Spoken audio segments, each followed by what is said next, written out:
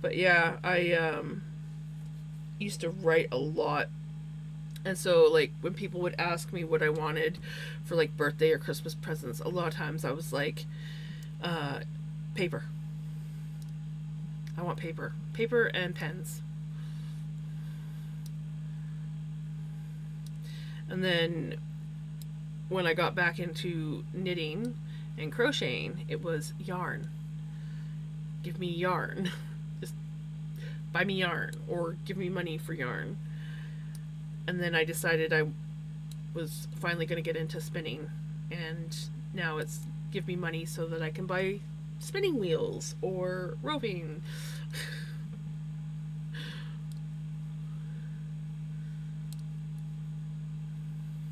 Yes, exactly. I need to fill up my water bottle though. It's just got ice in it now. I drank all the water.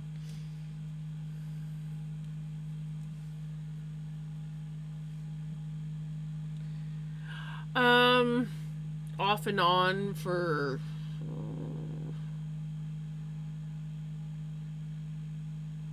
ooh, I'd say off and on for at least 30 years. Um, but really dedicated to making things probably the last 15 years, 10, 15 years. Yes, me too. But then I remind myself that I don't write like I used to, so just buy in smaller quantities.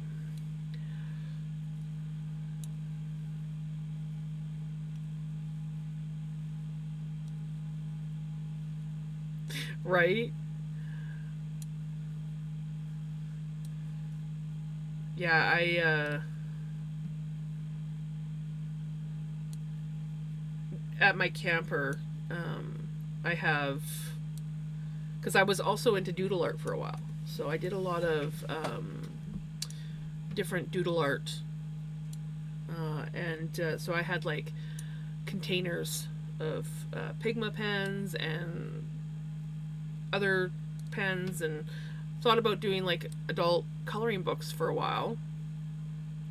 Um, but there's so many out there that it was kind of like, I don't know if that's worth it. And then I kind of like burned myself out and have been taking an extended break from doodle art.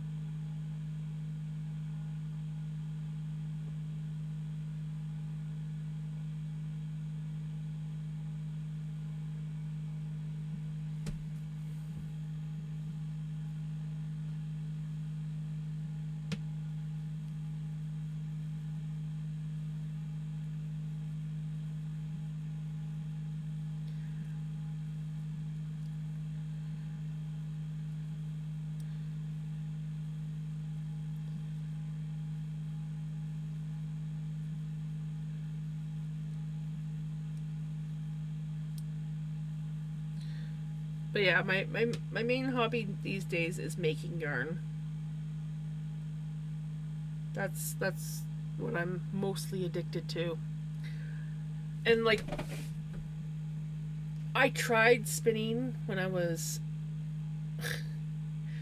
stretch again. I just stretched. Okay, one more time.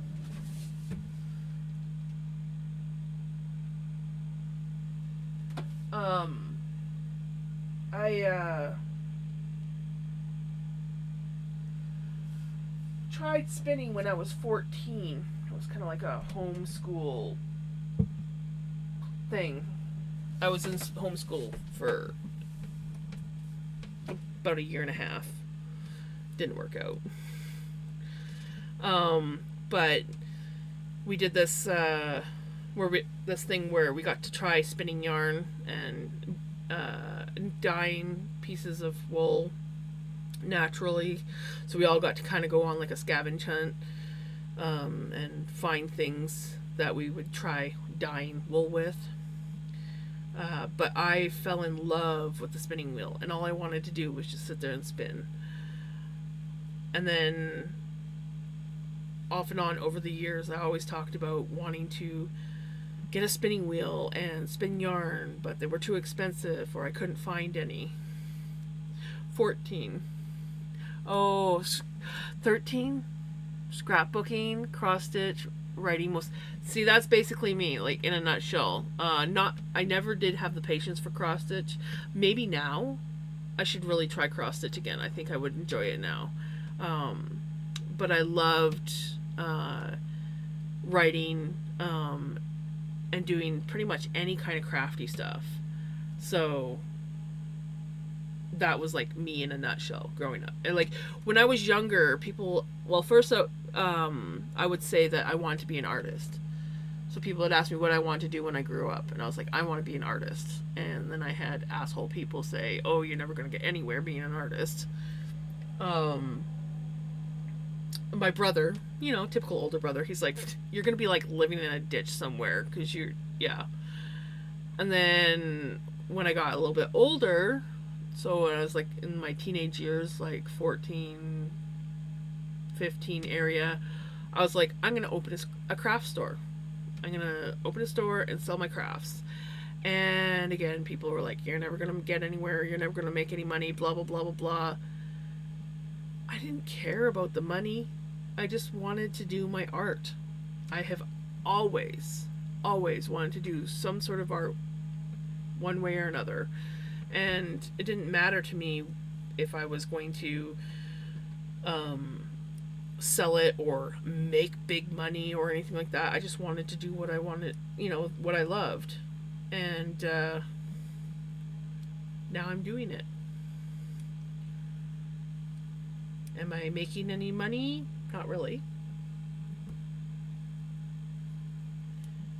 Am I making enough money to maybe put it towards the money I spend on my crafts?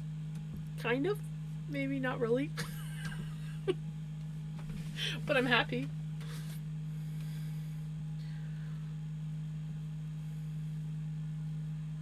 And eventually I will start selling stuff. I'm that much closer to where I'm going to start selling things.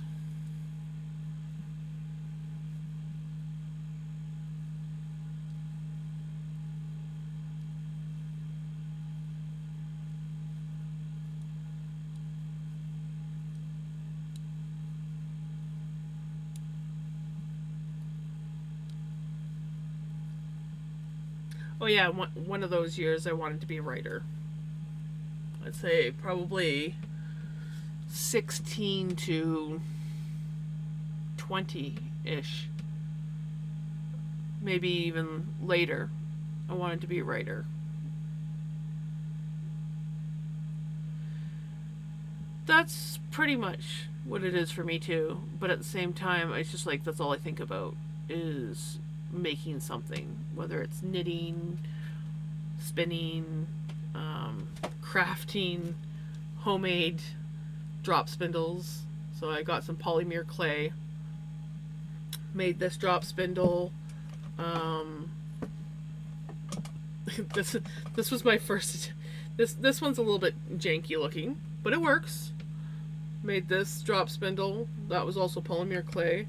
This one was the very first drop spindle that I ever tried and made, and it is made out of just like little crafting sticks from the dollar store and hot glue and an X-Acto knife to trim and cut the pieces and whittle the stick down. Yeah, I was whittling with an X-Acto knife. It was all I had on hand. But this is like one of my favorite drop spindles. It spins really well balanced. Works good. I've actually made quite a bit on that thing. So yeah, I'm always making something.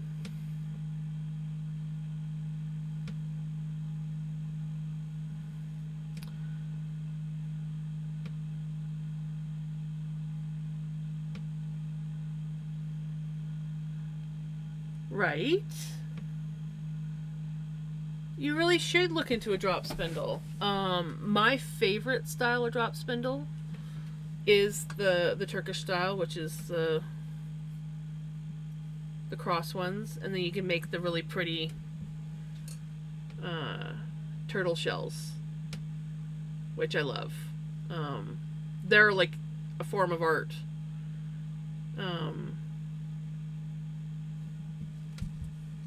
You know, in itself.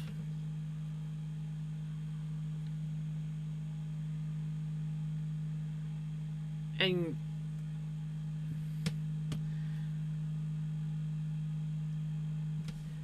this one's easy too. This was a nice easy one that I made. You can put hooks on them, like on the ends. I need to make a top one. I haven't done that one yet, where the disc is at the top and you hold your yarn up this way. I don't have one like that yet. Top whirl, it's called, I think. Whereas this is a bottom whirl. Bottom whirl, and then there's the top whirls, but I don't have the top whirl. Right? Yeah, I can't remember. Well, they look like a turtle shell, but it was, I think it was somewhere on like Instagram or something that I saw someone call them that, and I'm like, that's exactly what they look like. It's a little turtle shell. And I love this one because there's so many multiple different colors. It's just like a layer. I just take a chunk of one color, spin it, and then I take a chunk of another color and spin that. So it's gonna be really neat when I'm done. I'm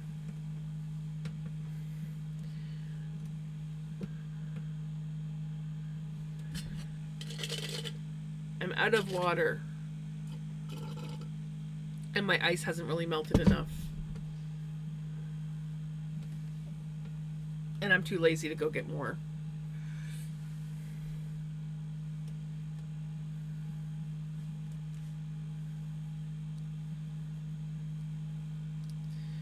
But yeah, you can find some pretty affordable drop spindles online. I always like one person that comes in here, Retro. He just got a drop spindle, and he got a Turkish style, and so I was showing him. He hasn't tried spinning yet, but he's got some roving, and he's gonna try soon. So I recommended to him, because he's a beginner, hooking on a leader line so that he can just attach his roving to the leader line and then spin. I gotta get a better dowel for this guy because it's a chopstick and it's like ovalish kind of, so it doesn't spin as nice. But yeah, so I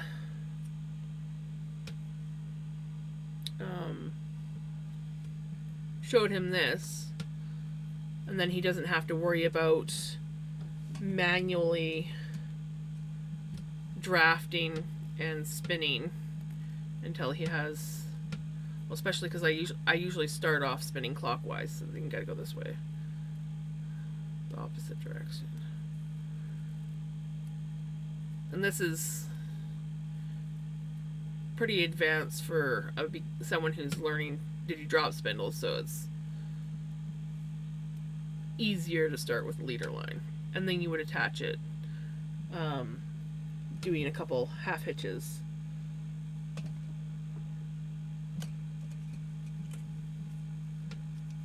That one's not the best spindle to show on.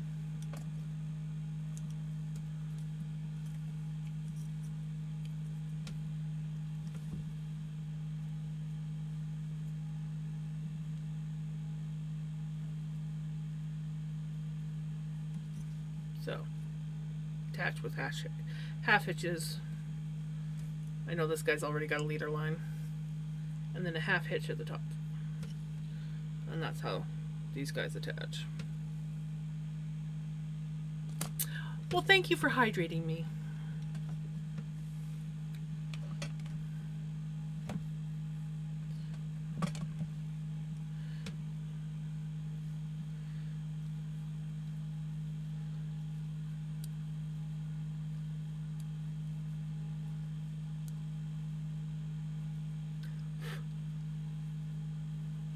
Mosquito.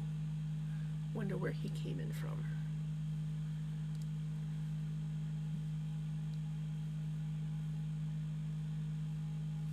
I'm glad you're learning a lot. I love to share what knowledge I have, and because I am a master master jerry rigger of anything, so I can try something new. I learned through trial and error. Lots of YouTube videos and going, well, I don't have the budget for that. Let me see if I can make something that works. Sometimes I can, sometimes not so much. But, and I do, if I really get into something, I will save up and spend the money on it. So, like my knitting needles, I have very expensive knitting needles. And you know, you can't just have one set of knitting needles. You have to have 3 sets. So I have 1, 2, 3 sets of knitting needles that were all like $100 or more. These things are expensive, but I love them. So like these are my long standard size circular needles, because that's all I knit on is circular. Then I have my shorties that are all in a standard size. As you can see, I'm currently using 3 sets of them. And then these I literally got just for my socks. And these are also shorties, but they're like really tiny. And they I have 2-inch length ones, and then I have 3-inch length ones, which I've never actually used the 3-inch ones. I've only ever used the 2-inch ones.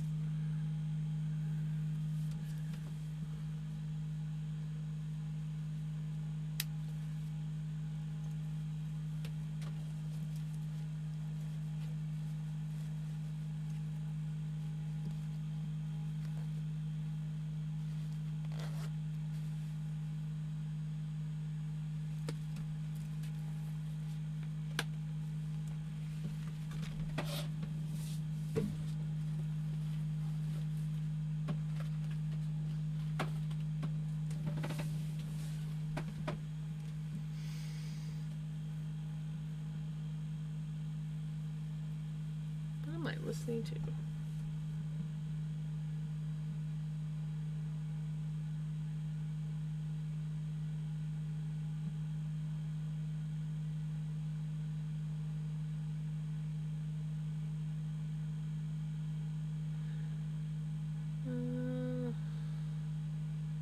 There's some other music. Here, we'll just put this on.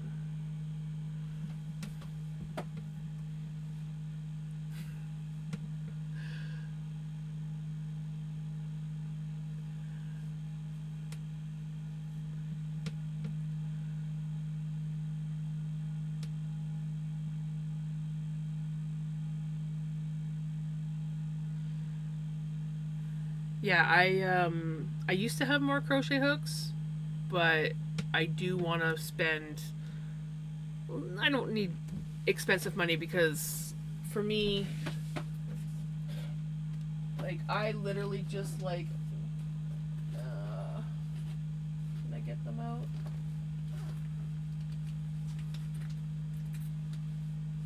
Not you. Yeah. Like, these are the crochet hooks I like. Standard metal. They've got the nice hook, not the hook that's like a slit. I don't like that kind of hook. This is what I like to use, these style, and right now I do not have a whole set. I would like to get a whole set, but I usually only use the one size, which is like size, usually like size 5 or 5.5.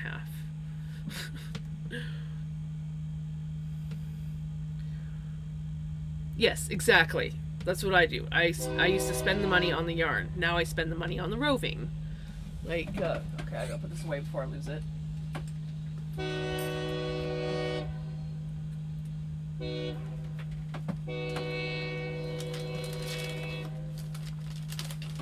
This is my most expensive roving to date, and it's 100 grams or about 3.5 ounces of Rommeldale roving from a sheep named Rusty. He's so cute too. I saw a picture of him and I had to buy his yarn. But this cost me $30. Just over, I think it was just over $30 for 100 grams of yarn. I used to be able to buy a pound of merino for $40. So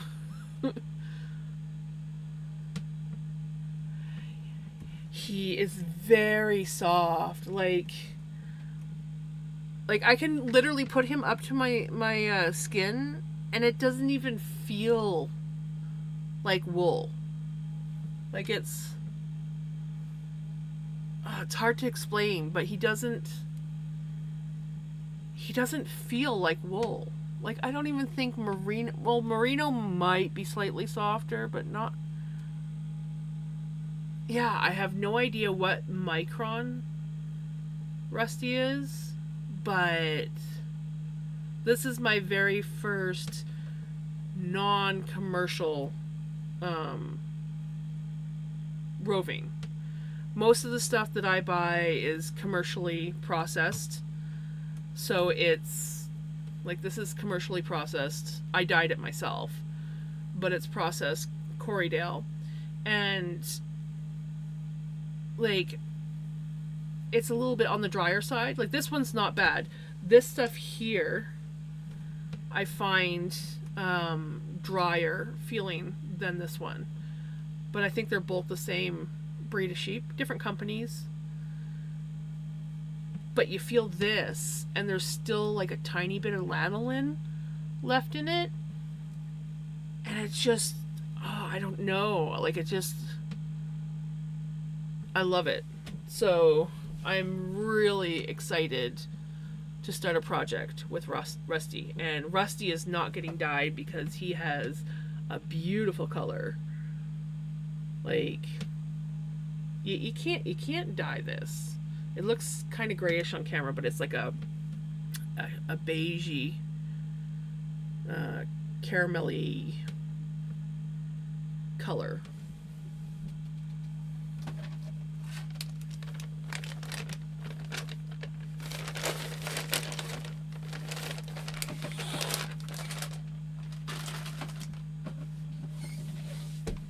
As you can tell, I'm very passionate when it comes to talking about yarn and roving.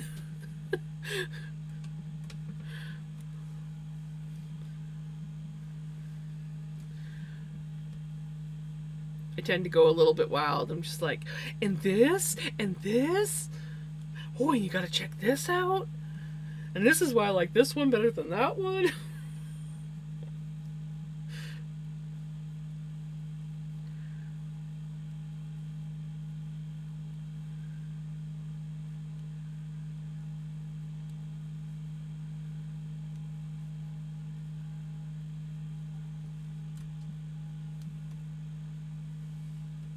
Bubby, you gonna come back and visit? Oh, did I make your ear itchy? Did I make your ear itchy? I'm sorry, bud.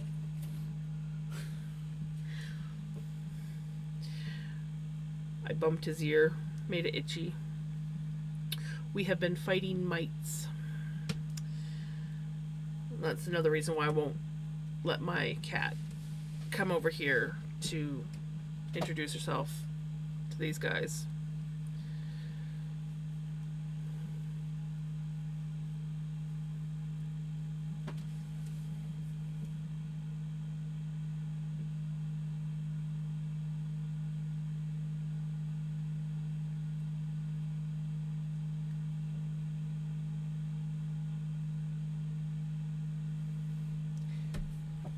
Are you back again?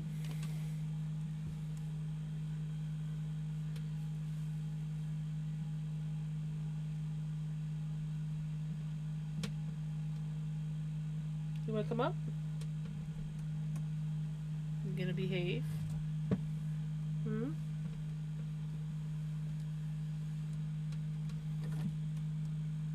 Yeah, we almost had.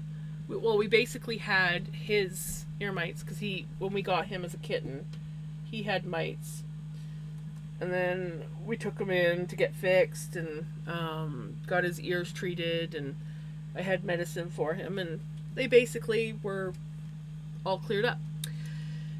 And then we got our second cat, who was also born outside, who also came with mites, and then they both got mites, and it's been a never ending battle, this one. And then I ran out of medicine. Yeah, he came and then decided to leave. But yeah, so I ran out of medicine for them, and I just got more coming. But I gotta get her to the vet to get fixed. So she's got to get fixed because I don't want to risk her getting outside. Not to mention she's very annoying, but I don't want her getting outside and getting pregnant because we don't need any more cats.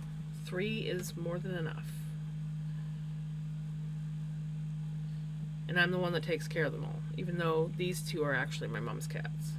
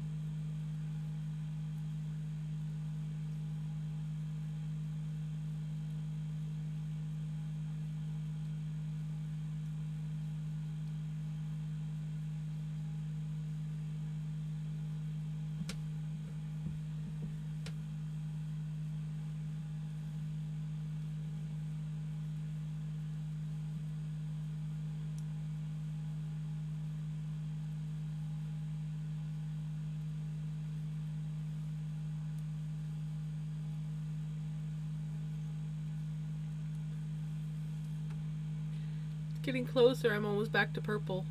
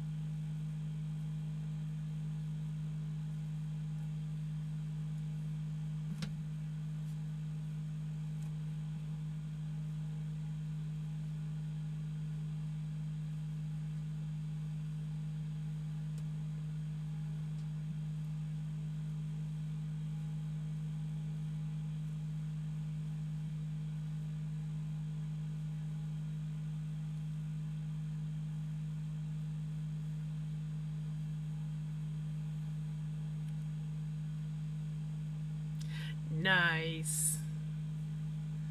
That's a good way of doing it.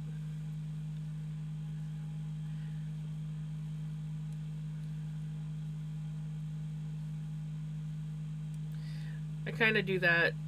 I'll do some yard work or do some cleaning on the house, and then it's like, okay, I need to take a break and reward myself, and I can like knit or crochet, or I also diamond paint. My diamond painting I do off camera. It's kind of like my non-stream. This is the one I'm working on right now, and this is just like my latest hobby, which I picked up from being on Twitch. I was just like, ooh, I want to try that. And then I looked at the prices and I'm like, that is an affordable hobby. I can get myself in trouble with this. Thank you. I really like that one. I've got a couple custom ones coming. I don't know what they're going to look like. This is one that I did for my mom, because she loves purple and like flowers and stuff. So I did that for my mom. She's not on stream anymore, so I don't mind showing it off.